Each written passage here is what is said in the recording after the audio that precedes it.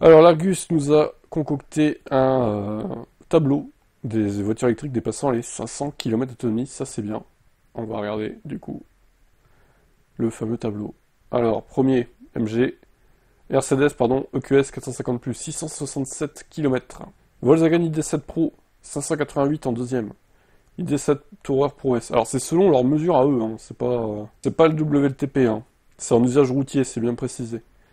ID7 Tourer Pro S 583, Porsche Taycan, Ioniq 6, Tesla Model Y grande autonomie propulsion. Vous avez les chiffres à droite des batteries aussi, de la capacité. Audi A6 avant Quattro, Mercedes EQE, Kia EV6 deux roues motrices, ID4, Kia EV3 autonomie longue. Alors, je la trouve assez faible d'ailleurs. La Kia EV3 longue range, 522 pour une 81,4, c'est pas énorme, hein. Bof, bof. Beaucoup font mieux, avec moins de batterie. Après, c'est un SUV aussi, voilà. Peut pas être efficient non plus. Audi Q6, Polestar 3, Ford Mustang, iX1, Tesla Model 3, grande autonomie, 513, Skoda Elroq 85 et Enyaq, c'est pareil pour le coup.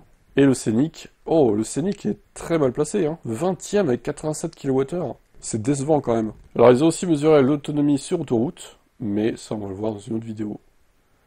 On va pas tout mélanger. Donc, ouais, ils disent après pour le Scénic, ouais, homologué à 603, en finition iconique, alors qu'ils font 100 km de moins avec.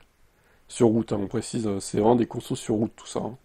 Voilà, donc là vous avez une liste des voitures les plus efficientes sur route, grosso modo, et les plus autonomes, entre guillemets, quoi. Bon, la Mercedes, c'est première, elle est bien aidée par sa capa de batterie quand même colossale, mais c'est la ID7 hein, qui est très efficiente et je trouve fait du bon boulot la ID7. C'est la nouvelle Ioniq 28 hein, pour moi, mais en version moderne et avec une grosse batterie, quoi.